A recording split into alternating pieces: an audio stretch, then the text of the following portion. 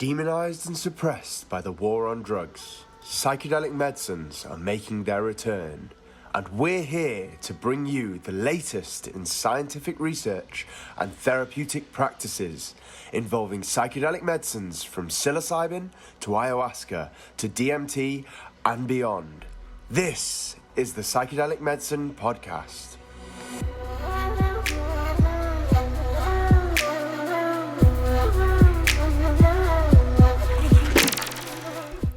Hello and welcome to the next episode of the Psychedelic Medicine Podcast.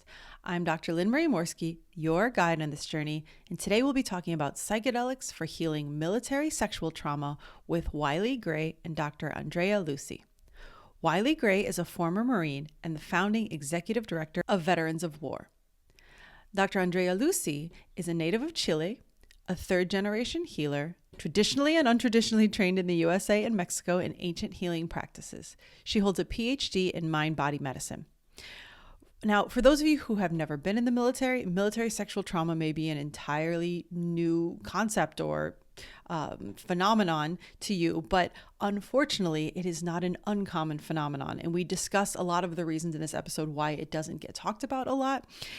But it is a very traumatic event for many of the people that it happens to. And we discuss ways that Veterans of War, the nonprofit that Wyly runs, and with help of Dr. Andrea Lucie, and how they are addressing military sexual trauma through ayahuasca. And so this is a very enlightening conversation if you're unfamiliar with the topic, but a lot of what we talk about can be related to trauma regardless of whether it's in sexual assault or sexual trauma in nature. So I think this will be really interesting for anybody who's interested in mind-body connection, traumatic healing, different ways that we can get healing out of the brain and work it into the nervous system. We cover lots of things in this episode, so I hope you enjoy it.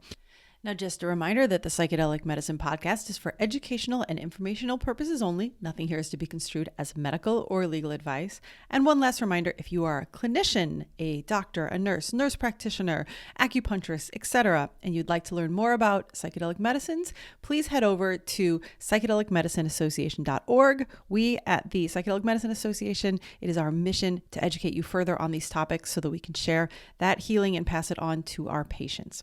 All right, now without further ado. Thank you so much for joining us today, Wyly and Andrea.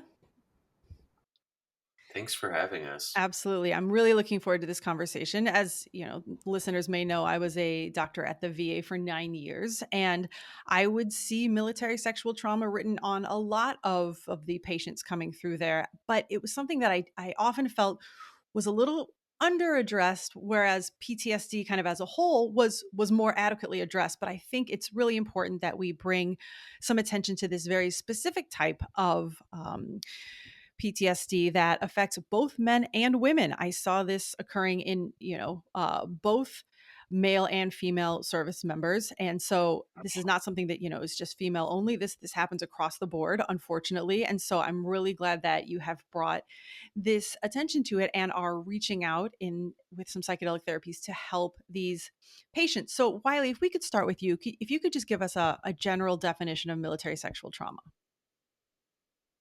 Yeah, sure. Military sexual trauma is a term used by the VA to refer to experiences of sexual assault or sexual harassment experienced during military service. So really what it is like any sexual activity that you're involved in against your will.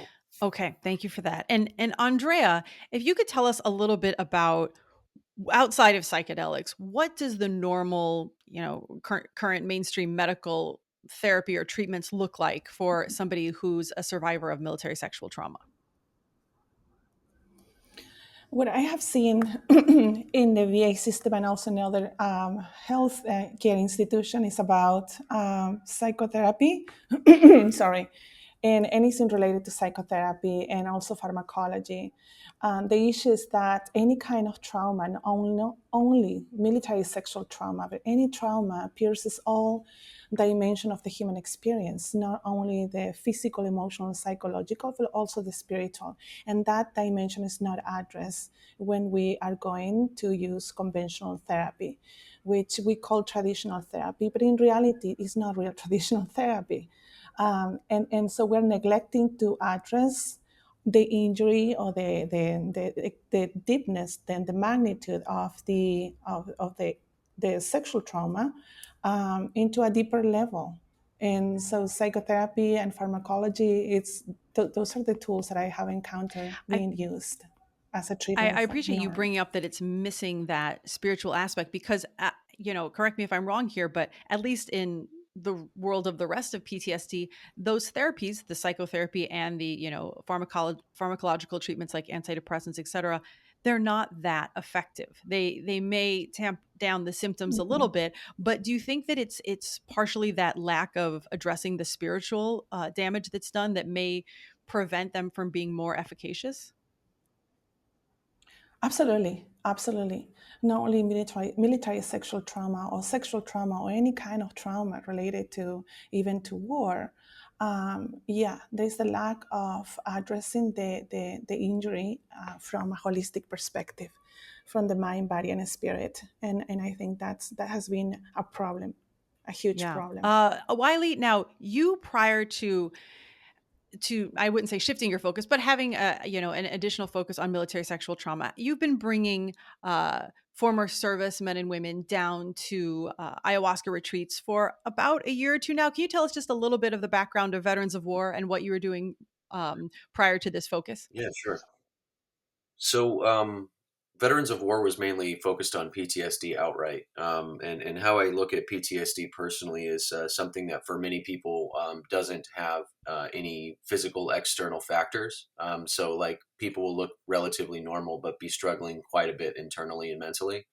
Um, and what ended up happening is, we get applications on our website, and the female population or the woman population inside the military is anywhere between 10 to 15%, depending on which branch of service you're in.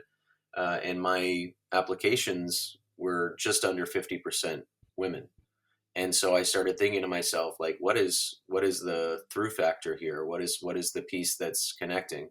And so I reached out to some of the women that I had served with and that I was friends with in the community, and I said, "There's clearly something I'm not seeing here. What's going on?" And it ended up being MST. So when you look at military sexual trauma, I think that the reason Veterans of War is here now is because my hunch was that trauma is trauma. And ultimately, if ayahuasca is fantastic at working with PTSD, which is trauma that, at least according to the DSM, seems to propagate in exactly the same way, um, does that have any sort of merit towards MST? Was what I was thinking. And either way, the cohort that we just had, most of the women had comorbid PTSD and MST. Quite frequently, one of our participants doesn't just have one ailment that they're dealing with. Um, I think that ayahuasca is unparalleled in its ability to create a safe and effective path towards recovery. But I deeply believe it also needs bookends on either side, or a structure to get the most out of it. And that's really where the group therapy aspect came in for Veterans of War. When I first started going through on my medicine journey, trying to recover from PTSD, one of the first experiences I had was being the only military member in a large group of civilians. And it was really traumatizing for me that, firstly, they didn't understand me. Like, I didn't feel like I had a peer set. And secondly, they were afraid of me. They thought that I could potentially be dangerous or something along those lines. And all of that, when you're dealing with, am I too toxic to be at home with my family, um, ends up being incredibly, incredibly re-triggering. And that's where the genesis of the group therapy, peer supported group idea came from. Was I thought to myself in that moment, like, wow, this has a lot of value, but it can't happen to other people like it just happened to me. It needs to be protected. The space needs to be created mindfully. And that's what the Veterans of War 6-month fellowship is. It's a very mindful application of protocols that are designed to enforce long-term positive Nice. outcomes. So that 6-month program, is that some preparation and then one journey down to South America and then integration afterward? I mean, yeah, that's in a nutshell. Basically, they have the participants would have 2 months of bi-weekly guided group therapy sessions before the actual medicine phase, where they would be given tools to educate them and prepare them for the journey. And then we would go to, for example, Costa Rica or Peru or wherever it's legal. Clearly, it's Schedule 1 here in the States. So, we obviously don't do anything illegal. So then they would go to the medicine phase. That they'd have 4 opportunities, and either participants would have 4 opportunities to ceremonially take ayahuasca in a part of a larger group. Typically, our groups are 4 to 6 veterans, and then they're integrated into a larger group that's, say, 14 other people. So the whole group's maybe 20, and the breakdown inside the group is about 14 to 6. That's I just stumbled on that. That just happens to be the perfect number, it feels like, to really do something else very meaningful that we didn't plan in the program, which was to cross the civilian service divide. Then that's a complicated word that we throw around a lot in the military sector to say, why is it that our men and women can't integrate back home? Or what is it about home that isn't allowing our men and women to integrate? In each of those cohorts that I've had the real honor and privilege of going with, it's been nothing short of magical.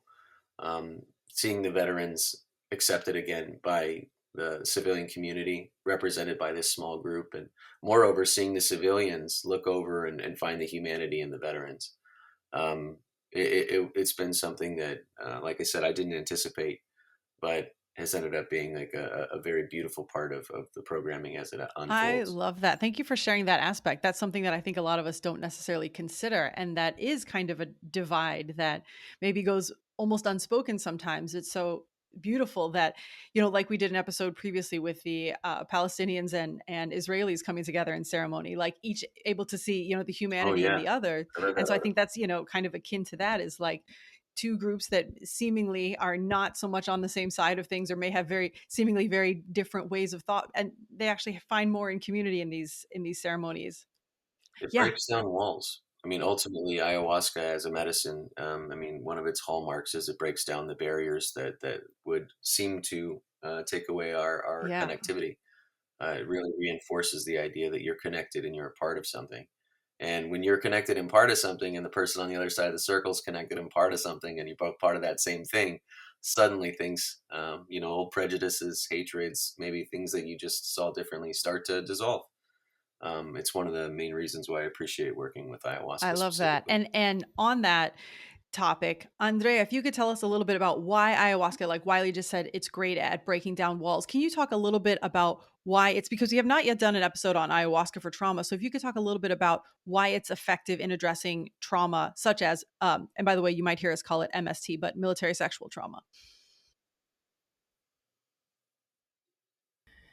So I guess there are different ways to approach the reason or to answer that questions. But from my background, which it is more from the traditional medicine, coming from a traditional healing family from the south of Chile, with a background in the native community of Mapuches, we believe that the plant and the medicine is sacred and it has a spirit. So it is not only the chemical component that is interacting with your brain, but it's also way beyond that physical, interaction. It goes beyond that. And as Wyly stated, it breaks down barriers that we even have with ourselves, being so disconnected first with ourselves, and then with others, disconnected with nature, and also disconnected with whatever it is sacred that you may believed to be sacred. So that disconnection happened at all levels. When we are in the medicine, we are vulnerable. We have to let go of the control, or Mother Ayahuasca is going to really kick your butt, and you have to surrender, and you have to let go, and you have to sometimes face the trauma, accept that it happened, and actually find the strength to move forward. So Mother Ayahuasca work in a very spiritual level in that sense.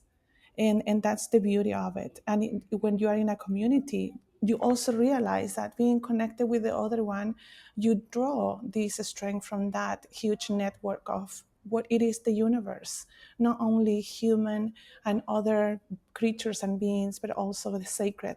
So the strength that is drawn from that connection is what it truly heals us. That goes beyond the chemistry and the component of ayahuasca. Can I Please, piggyback please. for a second too? So, yeah, I absolutely believe everything Andrea just said. I agree that ayahuasca and other medicines like it changed the paradigm from what we're used to in the West of sort of take a pill and call me in the morning. And what I mean by that is they're interactive. There's a component to this work where you have to show up and you have to, what they call it in the space, do your shadow work. But what we're really talking about is sometimes face the darkness that you've sublimated for so long. Ayahuasca has a couple of really unique properties. The first is it has an anti-inflammatory property across your entire central nervous system. If you're looking at MST or PTSD, one of the hallmarks of its expression in your brain is increased inflammation. So just from a strictly medical standpoint, you're immediately getting relief there. Um, but I think that the real change happens when you get the opportunity to, like, ayahuasca has a very anti-amnesia property, which means that it can unbury repressed memories. And when I take my cohorts downrange, one thing that I like to tell them, is what we're trying to do here isn't create like a huge 90-degree change in your life. What we're trying to do is create 1-degree changes that are sustainable. And you're going to find that if you make a 1-degree change early on, that where you end up at the end of your journey is going to be very different than where you thought you were aiming. And at the end of the day, ayahuasca allows you, I sort of see it as not just a spiritual tool, but kind of a diagnostic tool.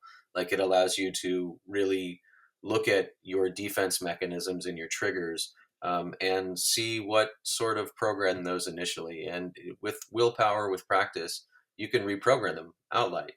You can reprogram them. Um, so yeah, I think it's the last piece that ayahuasca I think really sets it aside, and other medicines of its same category, is it promotes neurogenesis. That's a fancy word that means your neurons, the things that fire between your brain to have thoughts, can be repaired.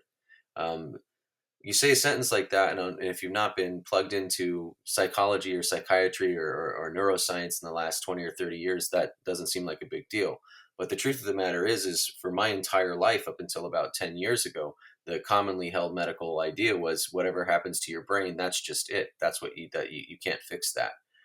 That's what I was told at the VA. In fact, when I went and got my disability rating, and I didn't accept that. I thought it's crazy to me to think that we've been on this planet for so long in all these different places, and we haven't come up with one safe and effective tool for recovery from these things that are just a part of the human experience. And then by that I mean trauma, by that I mean war, by that I mean rape, or any of these terrible things that happen. And I just didn't believe it outright. And the real tragedy is that we give things like aspirin or Tylenol. If it has a stamp by Pfizer or Bayer, we give it this credibility, even though if you look on just a piece of paper at the fatalities that are associated with Tylenol versus the fatalities that are associated with ayahuasca, Tylenol would pay any amount of money to have the record ayahuasca has. It's just non-fatal. It's very hard to get sick or hurt yourself. So yeah, the experience itself, though, I think at the end of the day, really, because it's so much different than what we've been sold in the West, I think that you really, coming from the West, need to have some support structures in place to get the most out of it. Yeah, absolutely. And Andre, would you like to discuss a little bit about perhaps some of those structures that you have in place, and anything that might be set up that specifically addresses the military sexual trauma population, that variant of PTSD? Are you talking Yeah, about let's talk about integration? integration. Integration tools? Okay. Yeah. So just as Wyly mentioned, this experience is very profound, and during the ceremony, you may be facing all your traumas again. So you become pretty raw, obviously. So it is very important that you have a community that is supportive. sometimes veterans do not have that community that support us. In the immediate community, I'm talking about perhaps family. Many reasons for that. One of the reasons could be because they may have isolated themselves because the way they feel.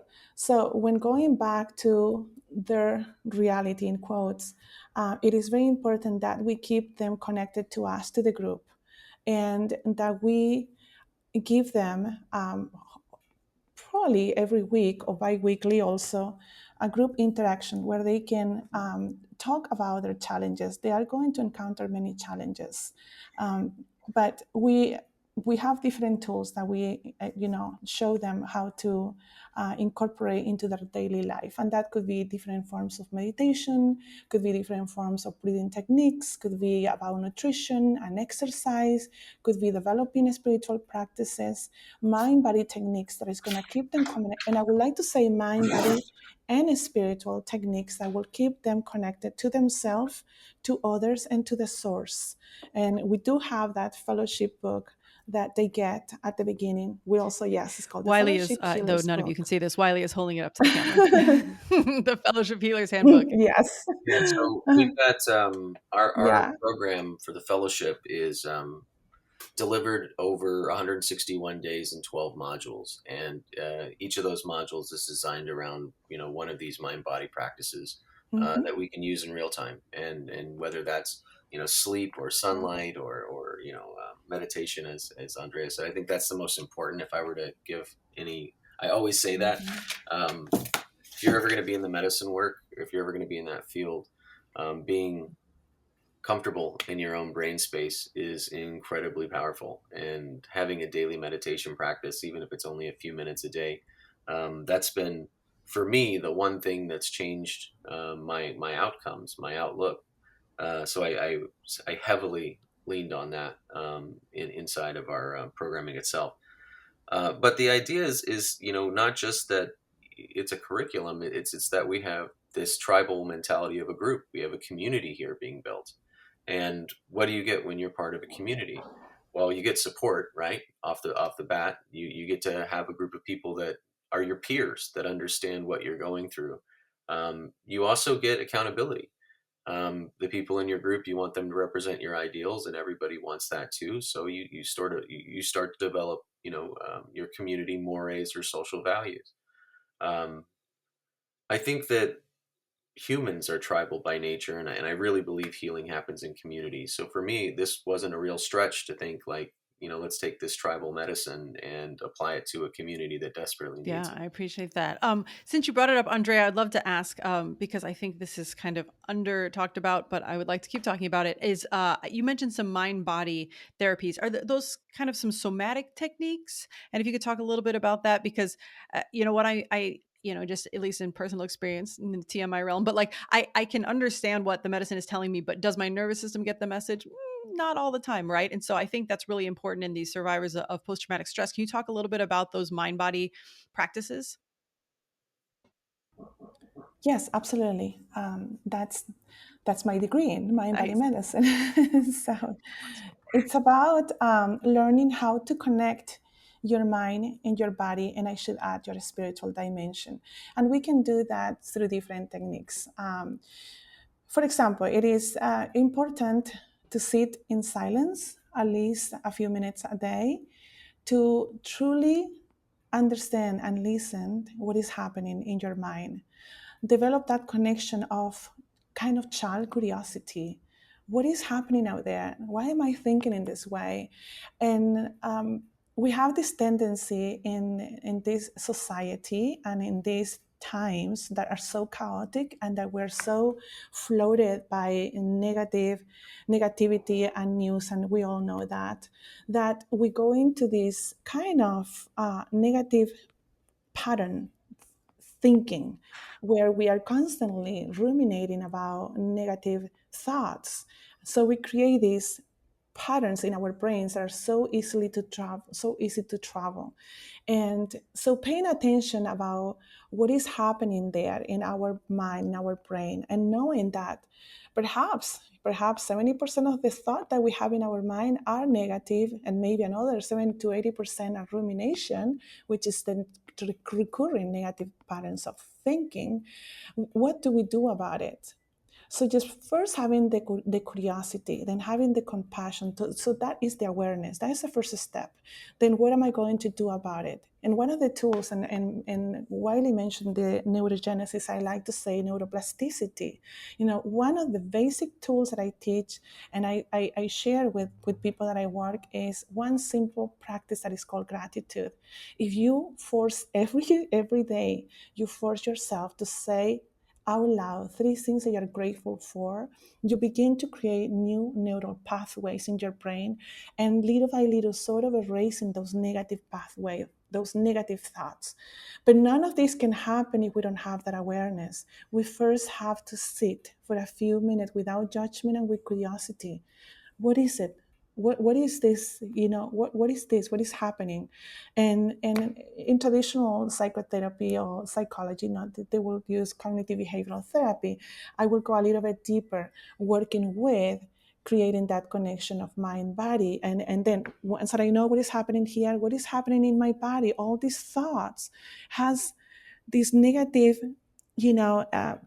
impact in our system, and then making that relationship. Okay, so I have this, whatever is going on in my gut, this is directly related to these negative thoughts, or then associating what is happening in my body, my physical body, with what is happening in my mind, and all these changes in emotion, all these changes in cognition, all that is related. So it goes step by step.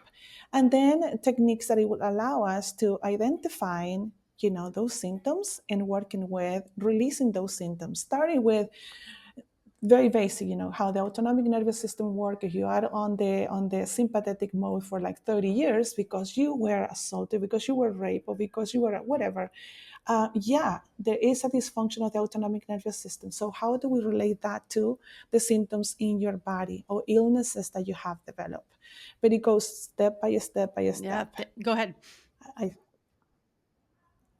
and I use a lot of somatic based therapies, a lot of movement, a lot of yoga, tai chi, qigong, dance, shaking.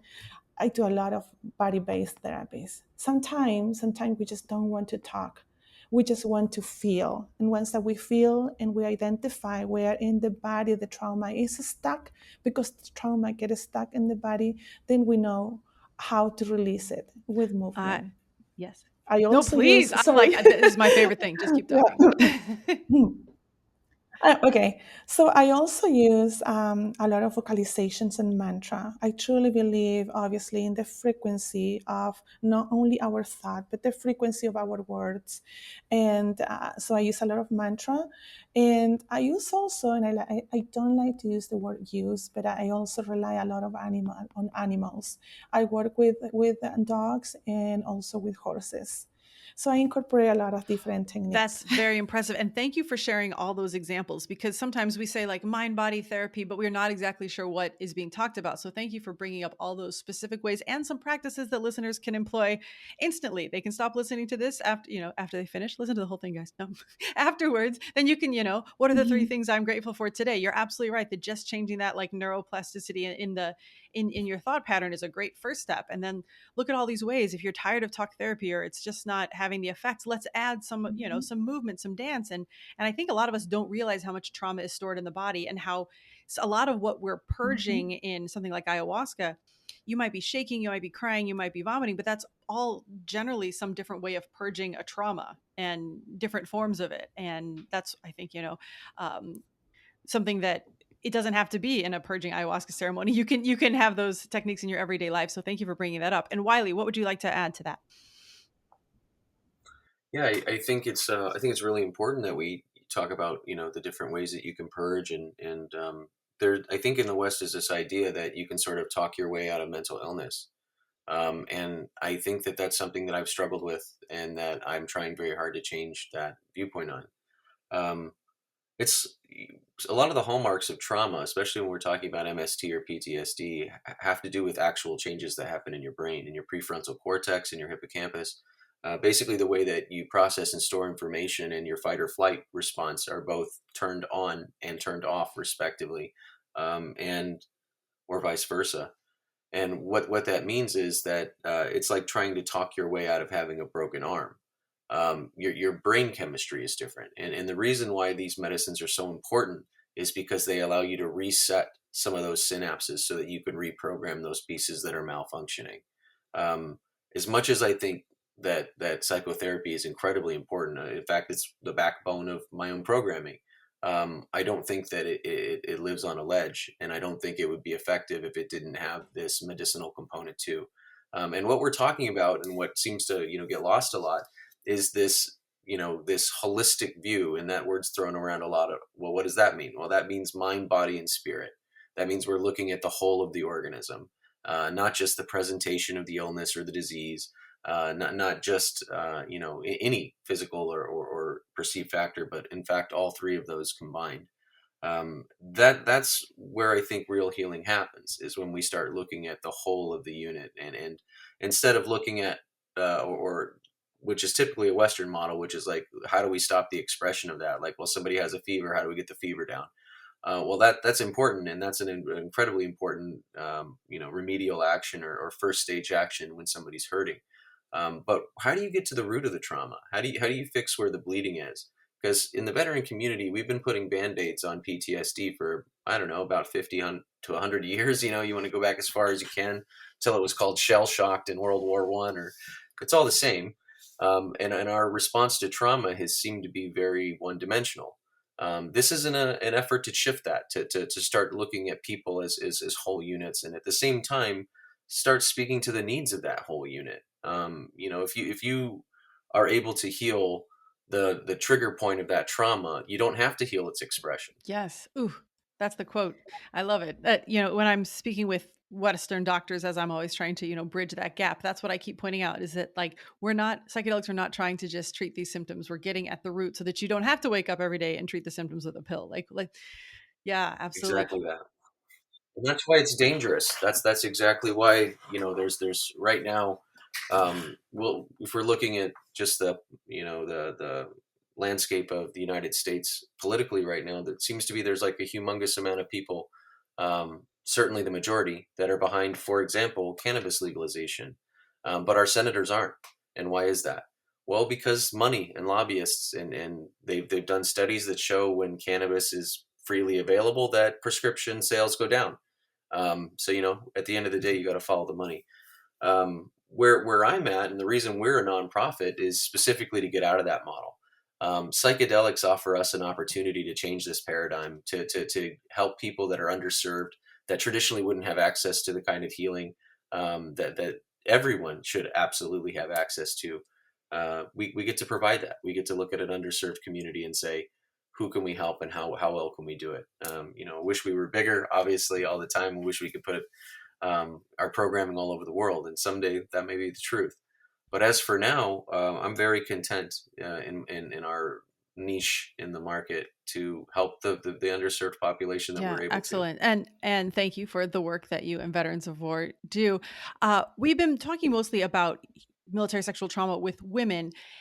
Have these cohorts been women only? I guess we'll go to Andrea for this. Have they been women only? And is there any thought of having some male cohorts in the future?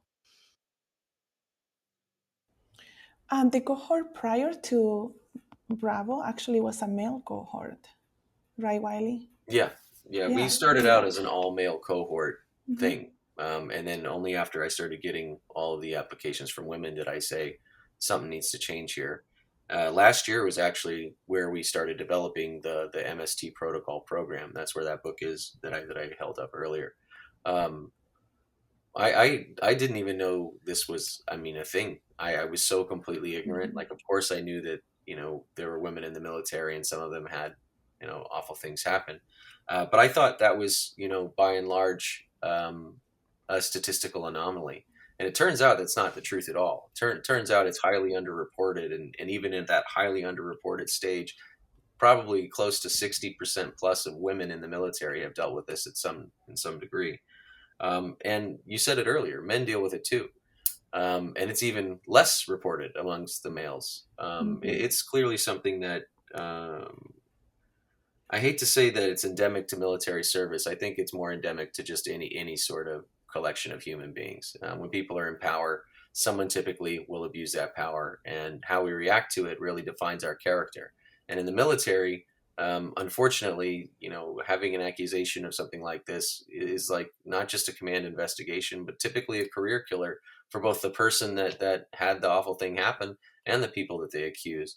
So what ends up happening is institutionally, we end up encouraging taking a blind eye, which means that, regular folk like me don't necessarily see it in all of its gory injustice. And that's a shame. This is a story that needs to be told. I don't like to dig into wounds just to feel how they feel. I think that women are half of people, and this is a story that really talks to what it means to be a woman in service. The women that I've interacted with that have been in our programming, every one of them has been a fantastic human being, and every one of them shows up. And I'm proud of them. I mean, when even our programming, when we, talk to our participants, we tell them from the beginning, this is going to be uncomfortable.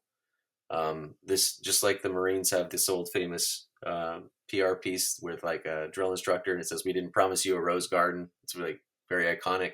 I lean on that. This is going to be very uncomfortable, but the work you put in now will absolutely make up for what you get in return on the other end. But it's with any of this work, because of the interactive nature of it, you can lead people to water, but the journey ultimately, whether or not they drink, that's on them. Absolutely. Thank you for bringing up some of the reasons that military sexual trauma is so under discussed. Like exactly what you said is that for the reporter, this could end, what people may or may not realize is that like military career is, if you go in for a certain number of years, you have certain benefits for the rest of your life. Like if that is cut short for some reason, it can't just affect your current career. It affects your retirement years. There's like, it can affect the rest of your life. It can affect where your children can go to college for free. There's so many repercussions of losing your military benefits. So it's one thing for the, the accuser to lose them, but for the accusee to lose them, but for the accuser to also be in risk of like speaking up and then losing, benefits for themselves and their family. That is a lot of benefits on the line. I mean, and that's long term. That's down the line. In real time, that person's dealing with probably harassment from the unit. That person's probably dealing with the degrading social structure all around them, and retaliation potentially, depending on how it's Andrea. handled. Oh, I just wanted to add also that there is a lot of shame and guilt. What I have seen in so many years working with the military with PTSD, specifically for men, it is even harder because of the guilt and the shame that they feel. And obviously, in a society that is a macho society, you just don't talk about that. And it seems like that set up the tone. And I just want to say, I also found out that a lot of people that suffer from PTSD, combat PTSD, they have some PTSD also offset in childhood and often related to physical and sexual trauma. And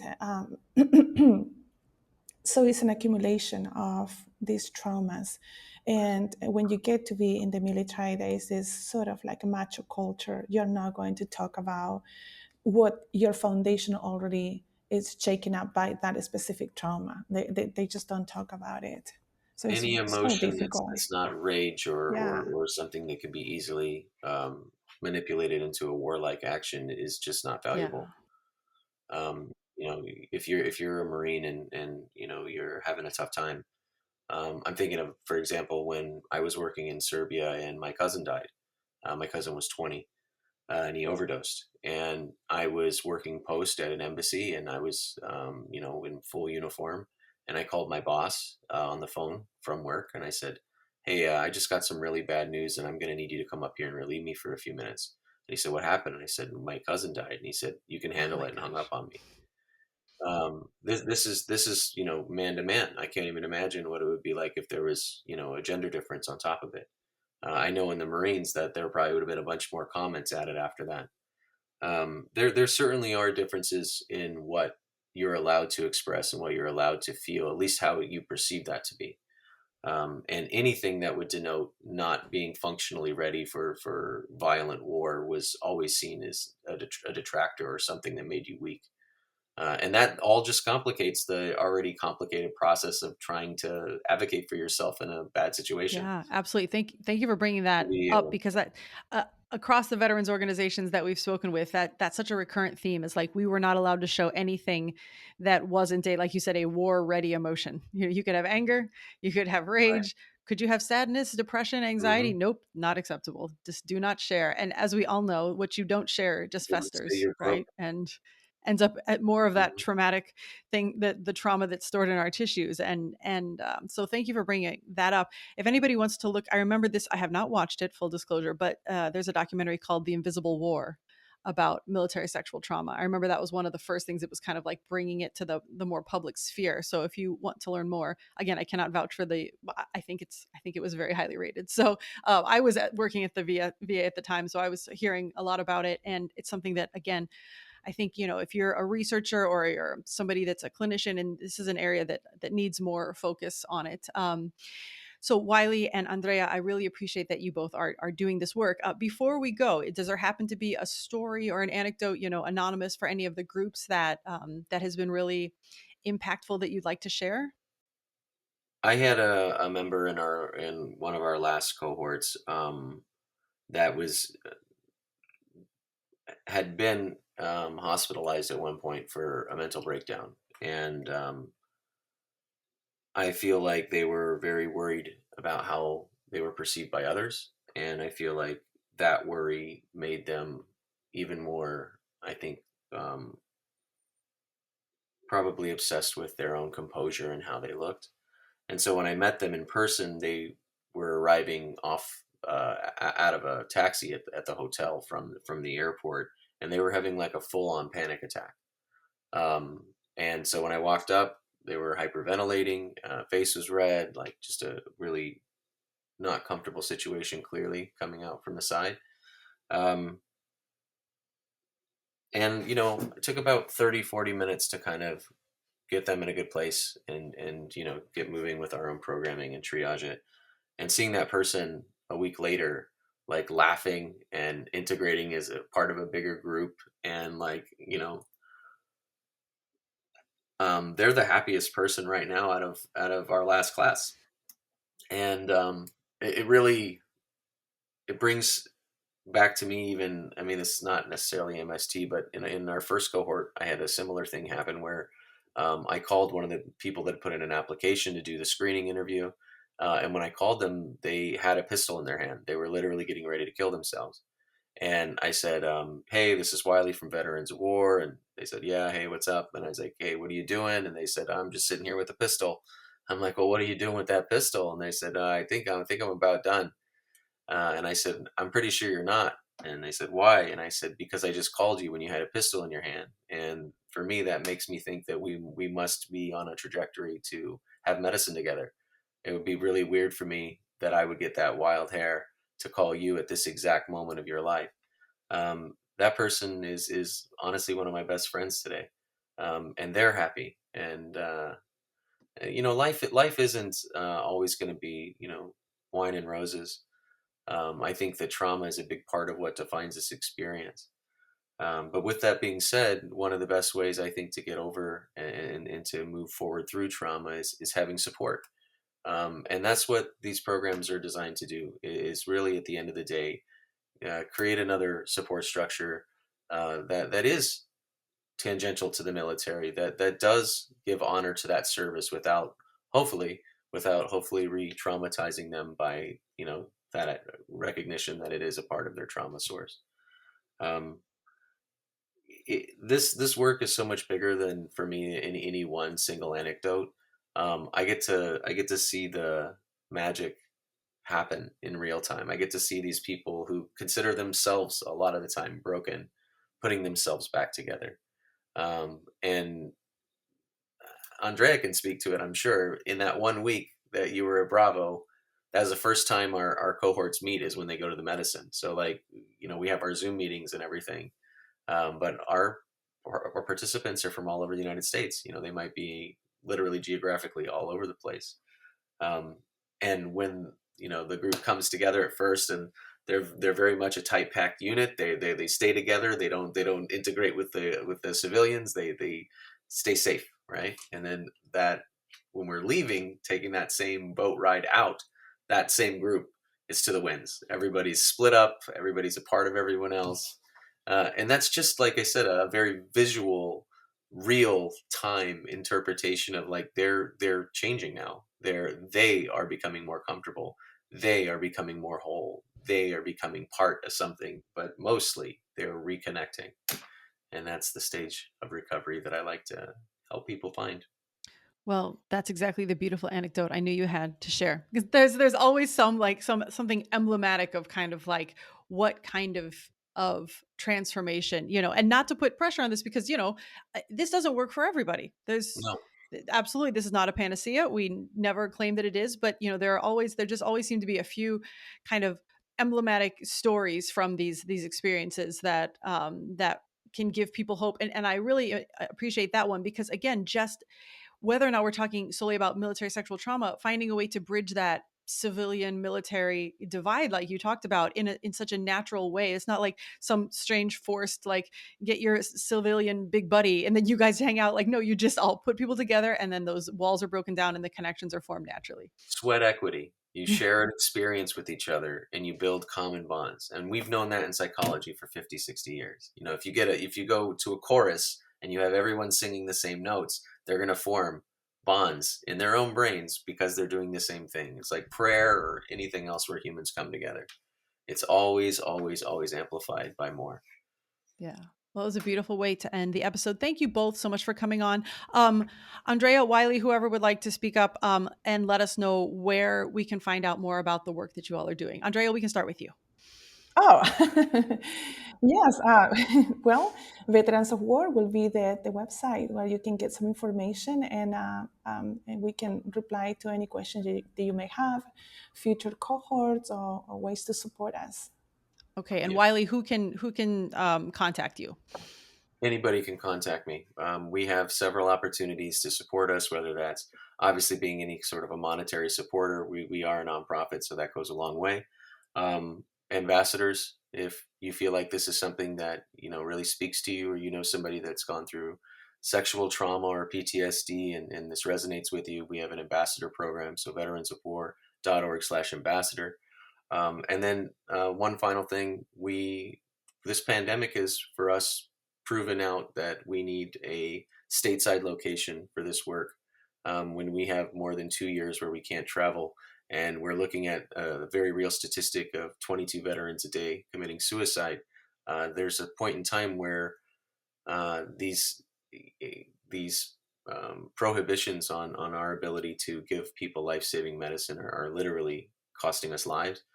So we're raising funds currently for a Veterans of War Healing Center stateside in Oregon. You can find out about all of that at veteransofwar.org, and we very much welcome your patronage. Awesome. Thank you both so much for coming on, and thank you so much for the work that you're doing and that you continue to do. All right. For everybody else out there, until next time.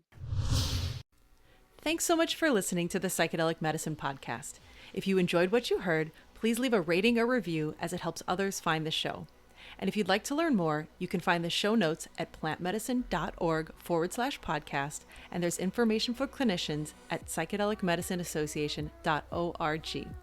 Our incredible music was by the one and only Porangi. We'll see you next time.